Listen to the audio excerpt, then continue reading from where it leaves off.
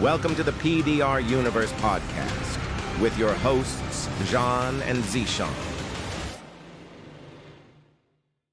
Hey everyone, and welcome back to the episode 24 of the PDR Universe Podcast. Hopefully your favorite PDR podcast. Hey, how are you, Zeeshan? Yeah, I'm doing good. I'm doing good. Busy, moving to the new shop. How about you? Very nice. Doing the same. I'm doing good. Work is going on and having a little bit of issues right now, but not this episode to talk about this. But we will see how the next week will go. But otherwise, thank God, everything is good. Nice. So Yeah. I would say let's get into our topics for today. Huh? Well, before we do that, I owe people an apology. You know what I just did before we started to record this podcast? What? I went to the Spotify podcast. It's where we upload our audio episodes only, and I realized that for some reason the last week episode hasn't uploaded. I mean, it was uploaded, and I scheduled it to be released at our usual time, Friday evening. But for some reason, it was just there as how do you call it? Just there sitting unpublished, basically, you know. Yeah, So maybe you I forgot just- to push a button, or the system. I don't know. There was an error in the system. It happens. It can happen. Maybe that you had it in the what I pipeline, think but could be an error. the my internet issues or something, that I scheduled it to be released and then it just didn't get released. It was just there, like standing and waiting, and I come up and I'm like, no, hello, I'm still here. I'm like, oh, publish now. So The thing is, I sorry don't to have all the Spotify. listeners that listen on audio form only on Spotify and Apple Podcast. For some reason it didn't upload. We did do an episode. It was uploaded. I mean, it just didn't get released. So yeah. So now you can rewatch it. So you Now have they two can episodes to watch. rehear it, re-listen it. Yeah, And rehear in that we case, are yeah. but yeah, we are now moving to the new shop today and a few days. By the time that this episodes air, we should be already moved. Like, we should have all the stuff from the old shop in the new shop, and all that's left to do is clean up the old shop and then start working in the new shop. Ooh, I put a new logo up on the wall with the LED lights in the back that you saw. It's Yeah, so you saw nice, bro. It's so nice. I I will send believe you a it. picture. You will have to make a picture of it, and then you can use it as a background here for the podcast, so everyone Yeah, can see it. that's a good idea. That's It's a good idea. really nice. If you imagine, it's like you will walk in there and you will feel like it's maybe an Apple shop or something like that. It's really exclusive and really nice, and it's really modern, and I really like it. Because Thanks, man. usually our PDR logos, they are like my logo. It's like there is too much going on, and in these days we need more simplicity. And you have done a really nice design of it, Well, and the people will see. that goes mainly to Irena. Irena is she's more of the designer type and stuff like this. For me, everything is good, easy. You know, like, So- oh yeah, it's a good. I like it. Oh, okay, no. And she So if she you're- was digging in and digging in. Yeah, Even yeah. when I said, oh no, this looks nice, she was like, no, I don't like it. I need something better. And she really, of course, she also hired help. It was not just her, you know, but it was her idea, her guiding, her pushing through everything to came up with those slogan, and we really like it. So yeah, So if Irina here's to the podcast, great job, very well done, and your team. I don't think she listens to this, but Yeah, I know, I know. yeah, But great still, job. respects are going out. Yep. Yeah. So what's today's awesome news. today topic? Our today's topic is it's a really interesting topic because when it's a lot of times it's a big beginner question, and it's a question that follows you maybe your whole path of your career. Should I Yeah. glue pull this or should I push? So- Yes. And this is always this will be always an issue, especially with all the new paintwork that is coming out and cold glue that is coming out.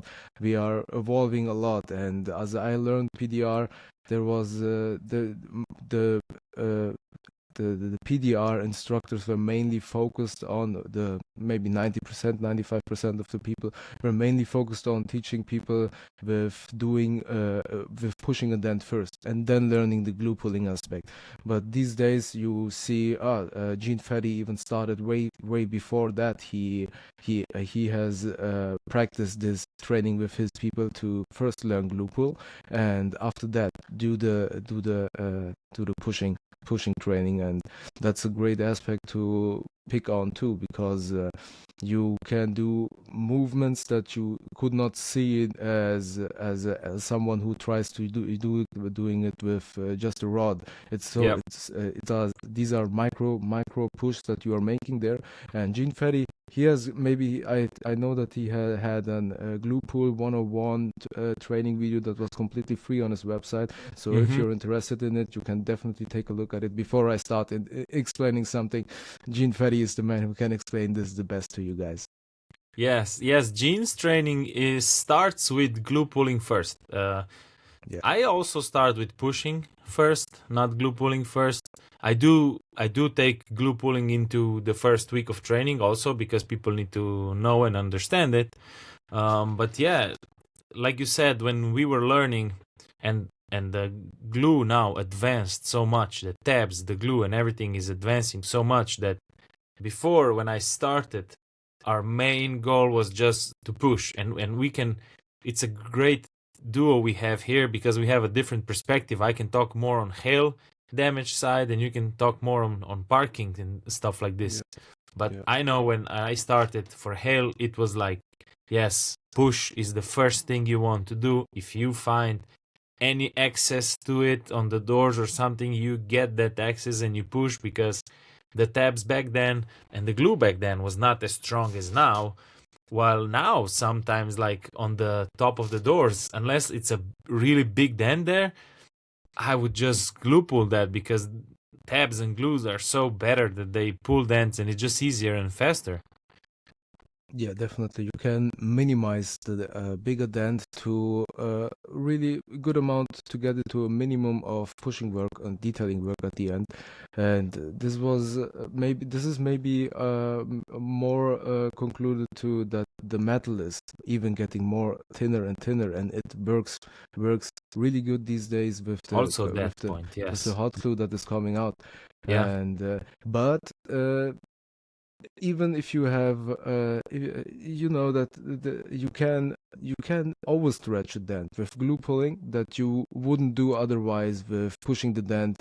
If you have the patience, if you put the patience into that kind of dent, because those are deep, and if you rush a push, then you will stretch the dent otherwise too. This is how in the seminars always they show you how to fix an oil can dent, and these are really, you can overstretch a dent really fast, really fast.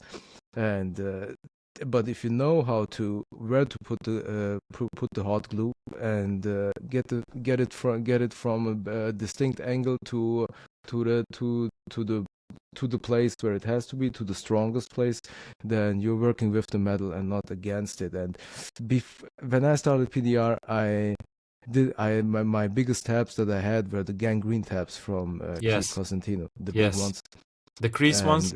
Yes, the crease, the oval tabs, the ovals. Oval. The green oval one. I got a set out of them, and I got them till to this day. I mentioned this a few episodes before. They're still working awesome, and those were my big dent glue sticks, glue tabs that I had. Those two glue tabs, and every time I had a bigger dent, I've got frustrated really fast with glue pulling, because that didn't did that much movement on a big scale dent, and you just putting those gangrenes on. Of course, you're making movement, but you're creating all those highs that you have to manage later. And these days there is a really nice thing with lateral tension that everyone knows about now already.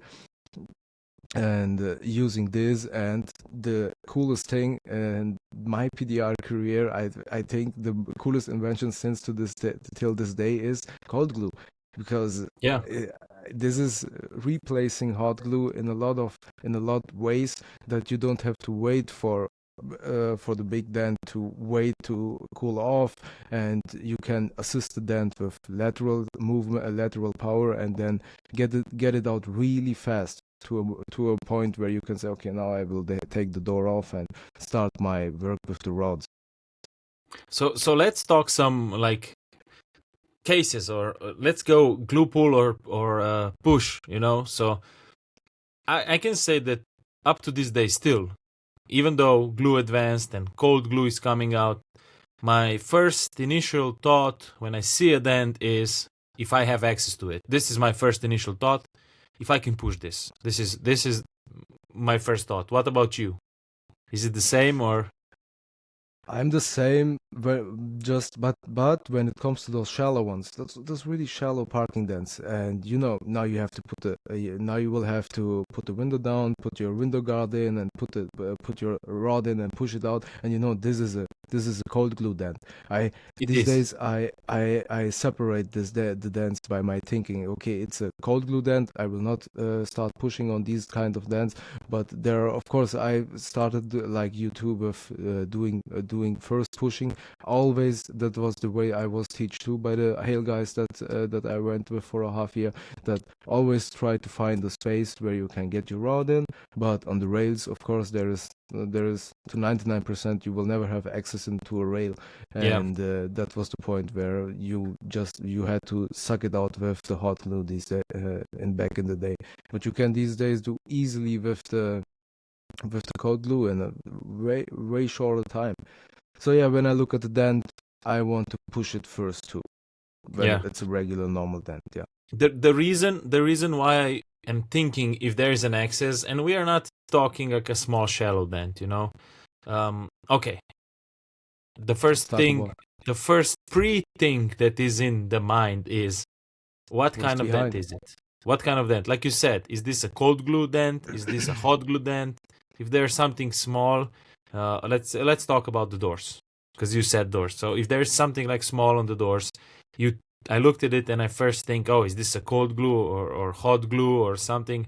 But then the next thought immediately is, can I get access to this? Because there's very rare. There's not a lot of small dents that we are fixing. We're fixing more and more bigger stuff.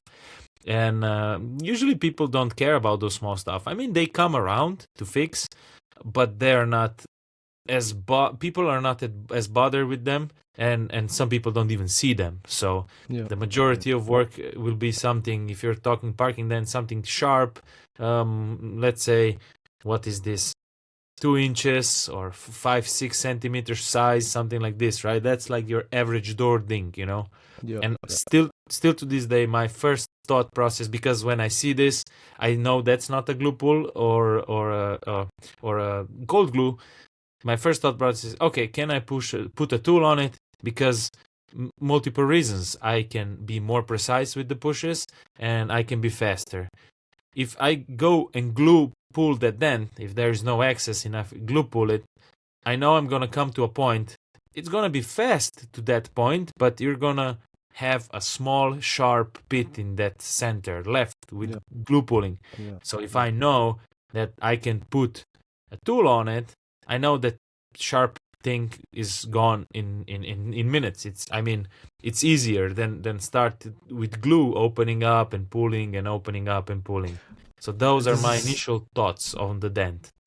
This is something I see by a lot of techs, that they like to use the glue pulling to first glue pull the dent to that point where you have that tiny sharp hit that you have in there, and then opening up the dent again, like you said, and then getting with the tool into it.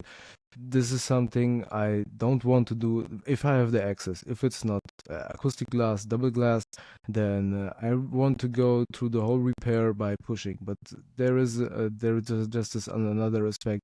Every dent you are pushing out is, for me, more gained experience than every dent that I glue pull out and knock back down, because it feels for me like it is you have more practice, you feel more secure with a dent when you really master the skill of pushing the dent out.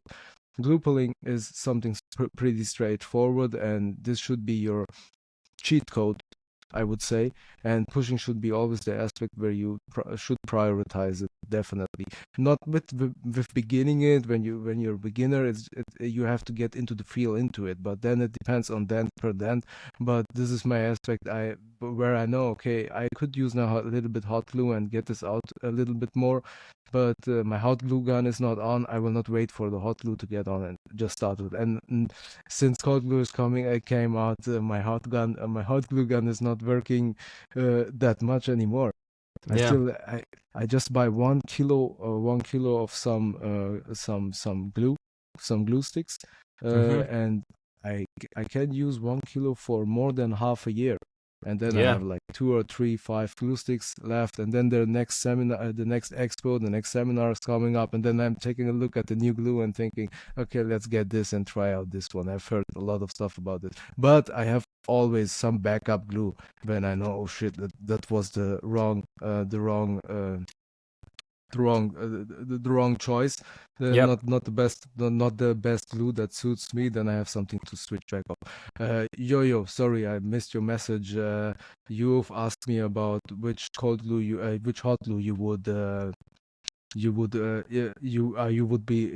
would like to get recommended by me. So what I like to use, just the answer here for you now and on the podcast, is the silver glue from Pilon, is the one that I'm using right now, and it's working awesome for me. So of course, when it gets a little bit hotter, then you have to wait a little bit more for the glue, or get the metal a little bit colder. But then the Pilon glue, the silver one, works really good. The gold one is good too.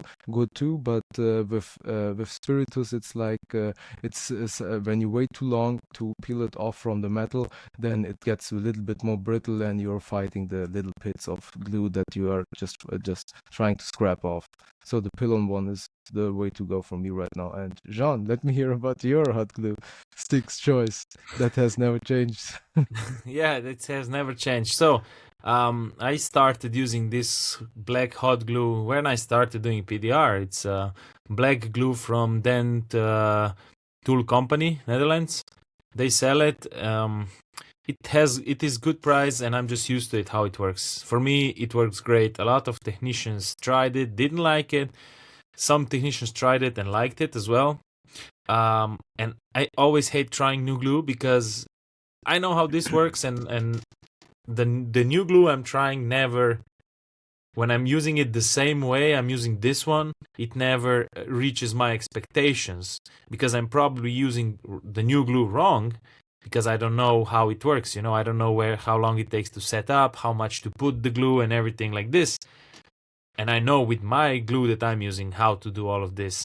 But I must say, I recently tried the green glue from the Brazilian company MV or something it's called.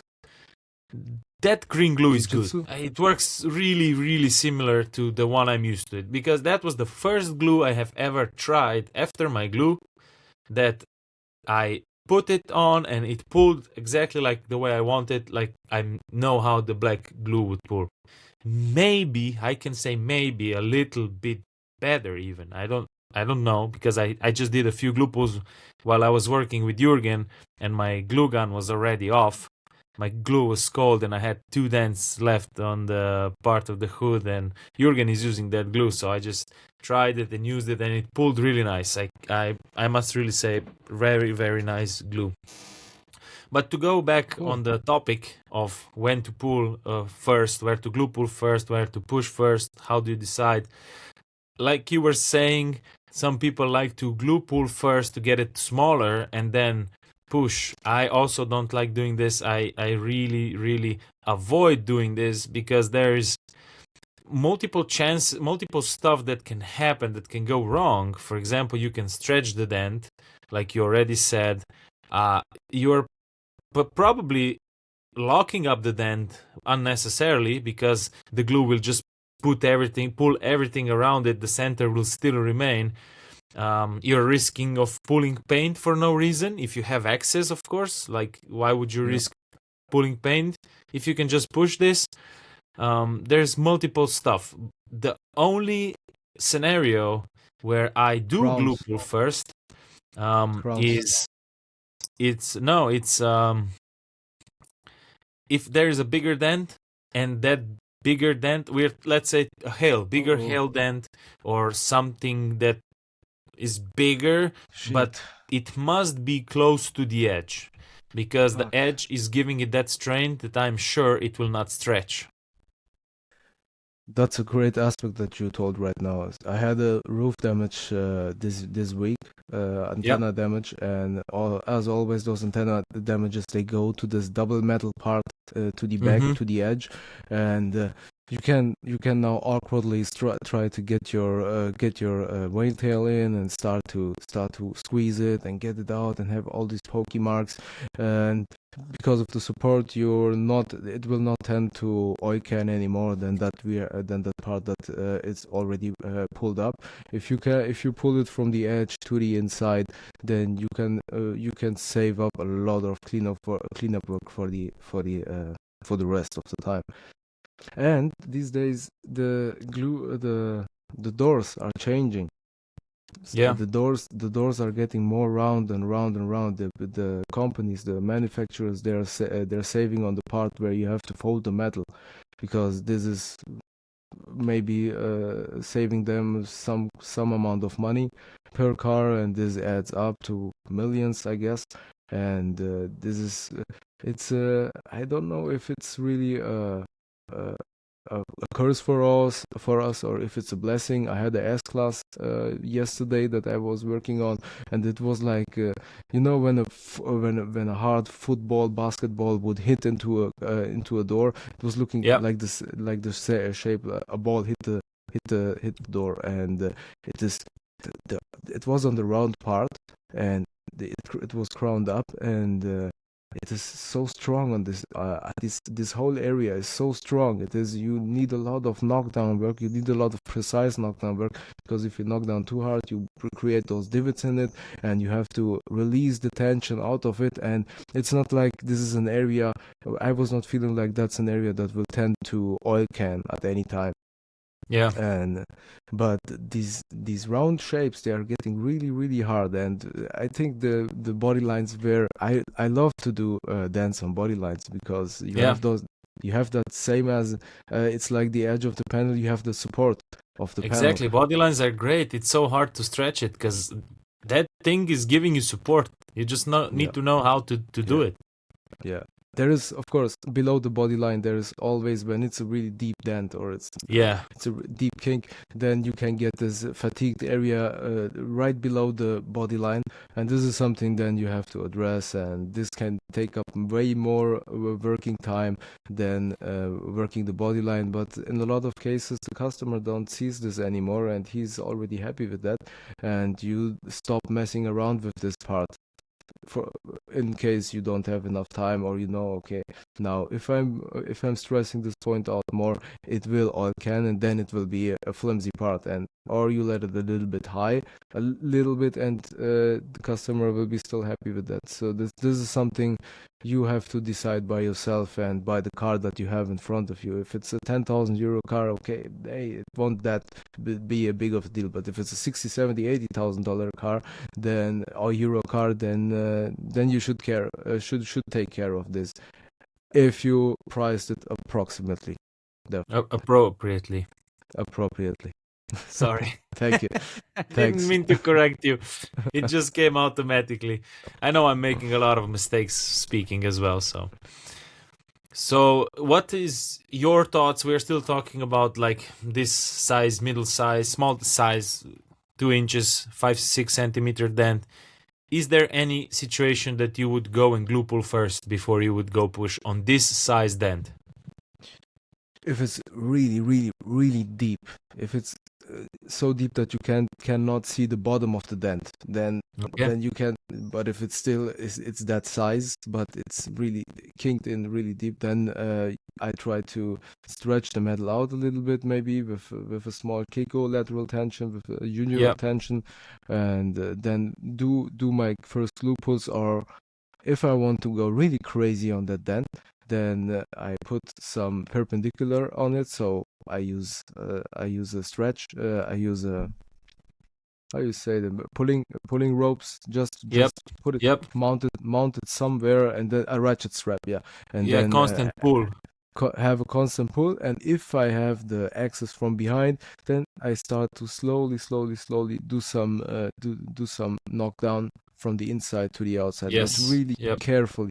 It takes a lot of time. If you mess this up, then you will crack the paint in the inside, or the glue will just pull off if you don't wait too long, or if you're not precise enough, if you're knocked down. And still then after that you will still have to do a ton of pushing work, a ton of. So in a situation like that, I would agree. I put attention on, but I would not pull constant pull. But I would put tension and start knocking up the dent slowly, to try to not stretch it, and need to shrink it.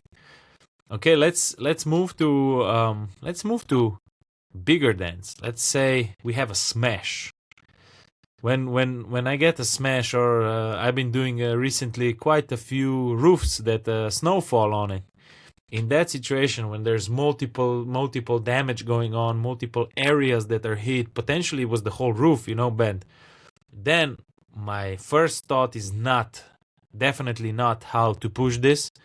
My first thought is tension and cold glue, and then glue it. Maybe I even skip the glue, Basically, it's just, okay, how do I set up tension? That's what the first things go. Where the pressure is trapped, how do I set up tension?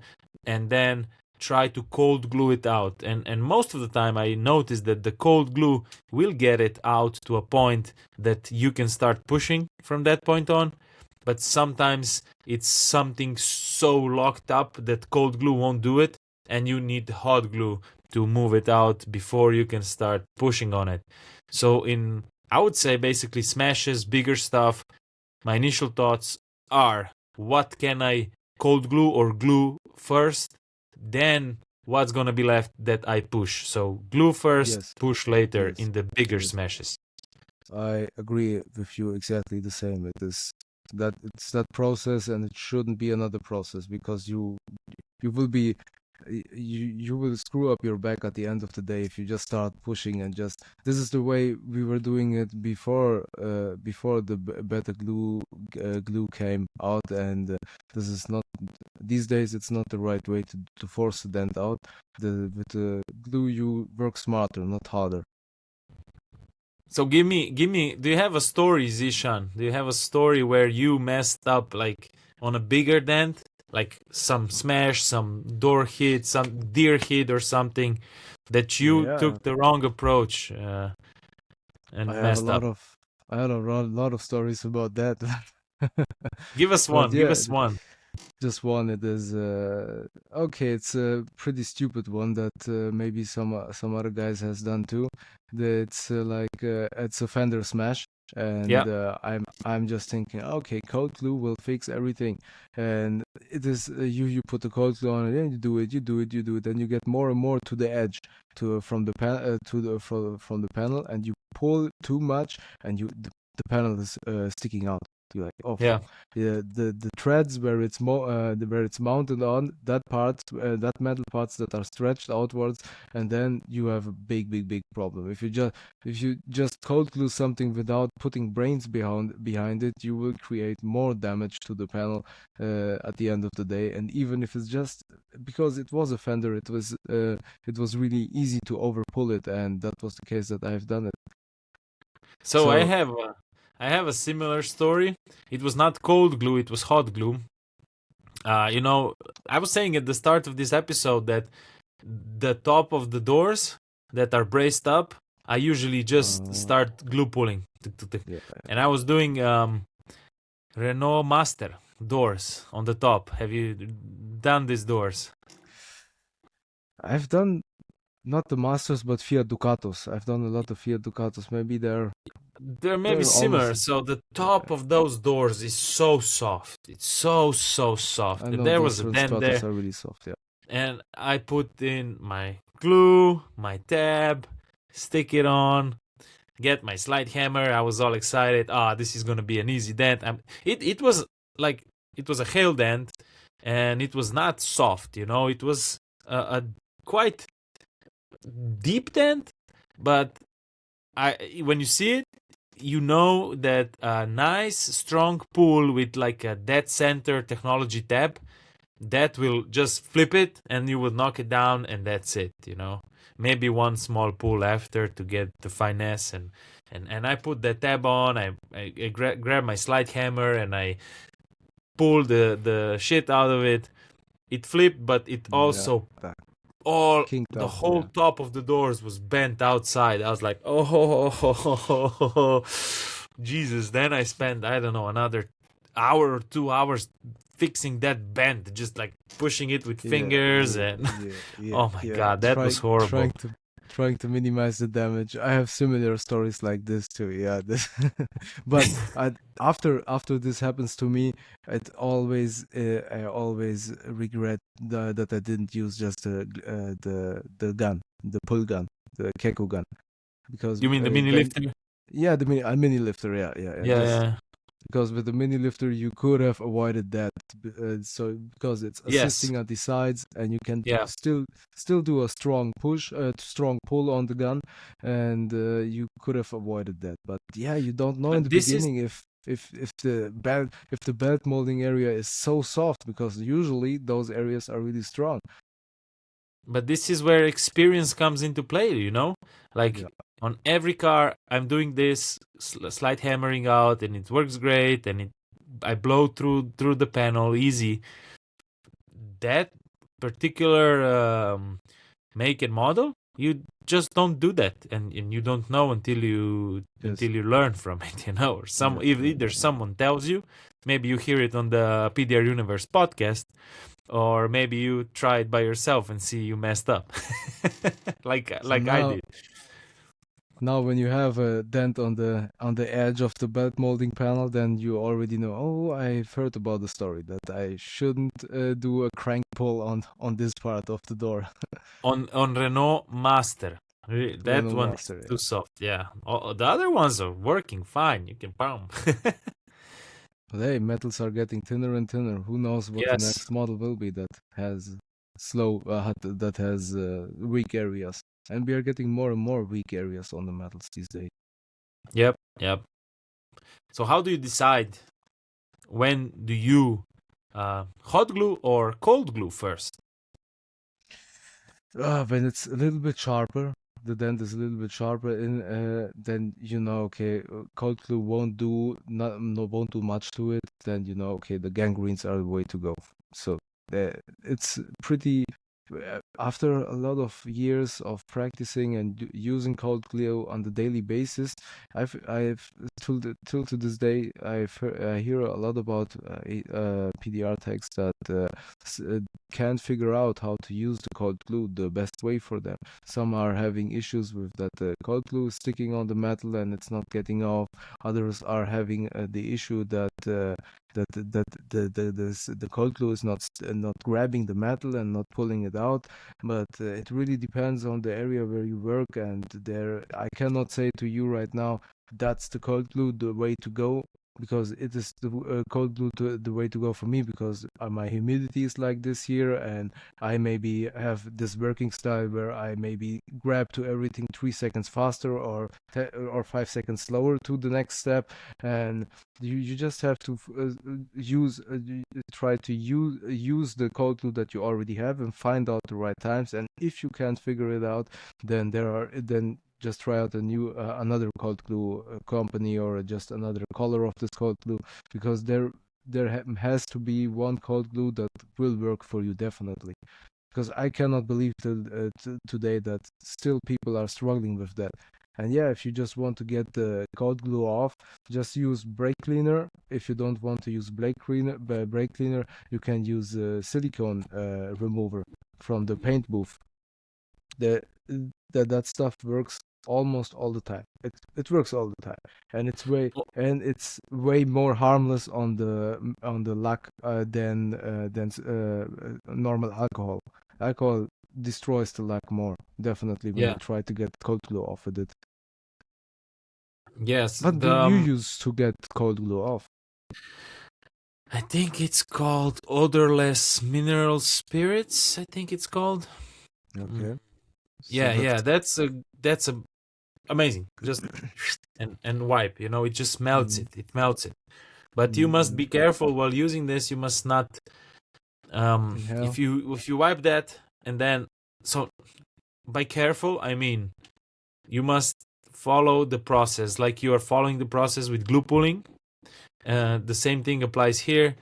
When you use that cleaner to clean the cold glue, after that I use the isopropanol again and wipe it off, so I get the panel prepped again before either cold gluing or hot gluing again, because that cleaner, it's not gonna damage the car, I believe, but it's gonna affect your pulls. If it's on the panel, you will have bad pulls from it, so you need to clean it off again with the normal alcohol that we use. I use isopropanol. I use a normal one, but the isopropanol, the one is I don't know, sometimes it leaves a little bit of residue on the panel. For me, I never had issues with that. Maybe I was using denaturated alcohol before. That's not a good thing to use. It's nothing wrong with Yeah, it's not a good thing to use. It's nothing wrong with the car while using that. But for a while people have been telling me, oh, don't use that because it's bad for your health. It causes cancer and stuff like this, and it's bad. And I was being young and dumb, like when you're younger, you think you know everything, and nobody will tell me, nothing. I mean, not in that way. Like I was always receptive to learning new things, but when I was younger, I was thinking more that I'm my health wise I am untouchable. Now what is this gonna hurt me? It's just BS that they're saying. But then like one time I came home and I'm like, why am I using this denaturated alcohol? It doesn't smell that good, and people say it's bad, and I'm like, what are you guys using? And they were like, isopropanol, So I looked at the isopropanol. It smells better, way better for me. Of course, I'm not sniffing them, seeing but what the is odor, better. as soon as you open the bottle, the odor comes out. Yeah, you smell something. Yeah, but you smell something. And then I took both bottles in my hand one day. And when I came home from MTE, because every time I was at MTE, they were saying this, So I looked at the denaturated alcohol. Man, there is warning signs everywhere on it. Like, do not get it on your skin. Do not do that. Do not do that. Like, what the hell? And then I looked at isopropanol and no warning signs. Maybe don't get it in your eyes and don't drink it, which is logical. But there's nothing like, oh, if you get it on your skin, immediately wash and everything. And of course, these warning signs these warning stickers are a bit exaggerated just to be on the safe side, but there must be something to it if they write it on. It's not like you will get some denaturated alcohol and if you don't wash immediately you will die. It's not like this. But with our constant use of this product, it may have I'm pretty sure it does have an effect, so I changed it to isopropanol. Definitely, the skin is an organ, and it absorbs the stuff you get into your hands. And I'm using from the drugstore. I'm using the the spirit, and that's a good one. That's a good one. I mean, good. It's healthy. Yeah, it's healthy. Not to drink. People don't drink it. Of course. But, yeah. Just as a disclaimer, so nobody has understood something wrong. Yeah. On the PDR Universe podcast, Zan said it's healthy, and then start drinking it, and we're getting into lawsuits. So don't drink it. Never ever. Yeah. So my thought went to glue or cold glue is when I look at the dents. Mainly I'm using I don't know why, but mainly my cold glue usage is on the rails if we're talking about hail damage, because Yeah. rails I need to glue pull anyways. Um, I think that if there is just one dent on a panel that I will need to glue pull, I think I'm pretty similar speed with putting on Cold one glue. tab and pulling that one tab and cleaning after one tab that I am with just cold gluing one dent, like I still need to go to the same process and maybe do a few more pulls with cold glue and maybe it's not gonna pull. So if it's 1 to 2 dents on, let's say, the doors that I need to glue pull, I would probably go hot glue. But on the rail is the where I use cold glue the most, and I go through This the is whole, not whole rail, but I have rails in sections, and I go through the section of a rail with cold glue first. And when I'm looking at the dents, I'm deciding which dent should I cold glue, on which dent should I hot glue. Now, if the dent is shallow, if there is a nice shade, I call it, because the light falling, it creates a shade. If it's quite bright, that's a shallow dent, I'm cold gluing it first. Everything that is giving me the vibe of that's a sharp dent, I would hot glue it. I would leave it, because if you cold glue that thing, okay, there is a chance you can get it nicer, and then at the end still hot glue it, the sharp part. But there is also a chance you can close it up more, and then it will be more work with the hot glue as if you would just start with the hot glue. And that's a yeah. process that just takes time and experience. The more you do it, the more you will understand which dents you can cold glue and which dents it's better off hot gluing. Now, of course, even sharp dents, you can theoretically cold glue. Like, you can cold glue them up and open them up, blend them, open up, and cold glue again. And you can possibly do like some sharper dents, not like super deep and super sharp, but some sharper dents you could possibly just do with all cold glue. But at that But time, that that doesn't point, make sense. it Yeah. doesn't make sense. You're just wasting time. Like, we have cold glue and we have hot glue. They are both instruments to fix dents, and we want to fix dents faster and better, right? So either way you're choosing it for the speed of it, the repair, in my opinion. Yeah.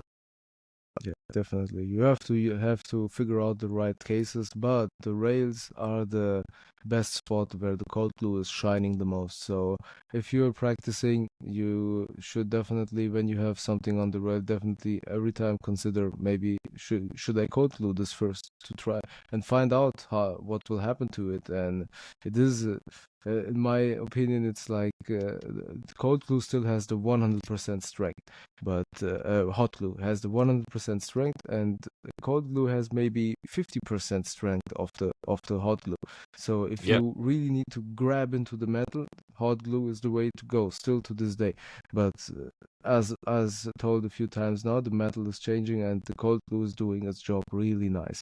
And I love cold gluing rails. It's you're flying over the panel, and it feels really good. You really feel sometimes you really feel badass when you just have everything pulled out, and then you get the hammer out and you knock this everything down. You get watched by some people that are working in that shop, and they seeing you just flying through this dance, and it's impressive as for someone who doesn't do dance and who just sees someone right on the spot doing something that just makes them dance disappear. Yeah. Yeah, it's fun to watch for sure, especially on the sideways when you're Yeah, just when I'm doing a rail. Sometimes I'm just putting my music in and just vibing and just going glue pulling dent after dent, and it's cool. You just go through the process, through the motion. yeah, yeah. Nice. So How long? yeah, go. How long are we into it? Because I can't see the time. So we have 15 minutes left. Okay, nice, nice. Because I can't see the time right now. So we were Yeah. really focusing right now on hot glue and cold glue. and the pushing part is still, in my opinion, the the king of all the processes, in my opinion, because if you can have access to the dent, you will always be more precise with a pushing rod than you will be with the cold glue or with the hot glue. But it, as told all the time, it depends on the dent. If it's a big dent, it doesn't make sense to start stringing out the rods. But if it comes to the normal day life, if the parking dents, try to push as most as you can, especially as beginner, just to have the the practice in and get more feel to the panel, to the orange peel. Every car has different orange peel, and yeah, maybe I'm a bit too much push focus, and I should be more patient with the hot gluing. So hot glue is for me the last part. I like pushing first, then cold glue, and then comes the hot glue part for me. I would agree that the using the I'm pushing is the, let's say, if you call it the king. Yeah, I agree with that, but it's not always start pushing, but it's almost all the time going to be finished with pushing. So that's the precision Yeah. that you get, the control, and also at the end the speed. For example, on a hail roof that has 300 dents, 500 dents, whatever, if you need to glue pull all of this, you're gonna lose so much time. Even if you're using cold glue, you're gonna use Yeah. way more time and energy and your sanity than if you can just take a rod and push it. Yeah, get the headliner off and push those dents out dent by dent. Yeah. But glue pulling 200 to 300 dents, oh man, the cold glue won't do magic with that. You will go crazy. Yeah. I mean, it's still okay. I did It cold is glue like possible. Yeah. 100 or something tiny, tiny dents. I did cold glue that stuff, but still, if I have a headliner down, or if that's something easy to do, I just pull down the headliner and just push. Because with a lot of dents, it's just so much faster. Yes, you lose that 15 to 30 minutes, depends on the car, to do the headliner, to take the headliner down. But when you start pushing, you're gonna save so much time than when you're glue pulling that. Yeah. Yeah. In these cases, I have to decide, okay, am I able to put this headliner off without damaging any part of it? And if it's not possible, then I have to glue pull and cold glue it. I have like a cutoff when I see in my head when I see certain damage on the roof. I'm like, no, I'm pushing this. It's no way that I'm glue pulling this. So even if I don't know how to put the headliner down, like I'm gonna take the headliner down, even if and it's rare. It's really rare that I would break something while removing the headliner, because I did so many. But even if I have to break something, like some small clip or something, that's gonna be replaced, and it's gonna be better for my sanity that I can push that roof, because I would be glue pulling that roof, and I would be all the time just thinking I should have done the RNI and I should have pushed this roof. Yeah, yeah. It's always regretting through the process then of Yeah, glue pulling yeah. everything out. And the more dents, the longer that regret is. Yeah. Oh man, yeah, That's we're right. slowly coming to 50 minutes. So I think we did a pretty good job talking about this. When to glue pull, when to push first. Do you have anything to add on this topic, Zishan? I think we pretty much said everything for someone to even to get it into his own ears now, and has enough information to work with that, and it just gets, you can think about way more about it, and it just gets more complexer because every dent is different, and every dent will Exactly. have maybe that approach would be the best for this one, but you are better at the other approach, so you can decide, okay, am I doing this where I'm already good at, or am I trying something else now to be good at it? it of course depends on the time. If you have the time, if you know, okay, I have the spare time for do this and try out something new, you should definitely try it out, because this is the only way where you grow. Yep, I agree. Yeah, just like you said, every dent is completely different, and you need to figure out what would be the best approach. Sometimes it is glue pulling, sometimes it is pushing.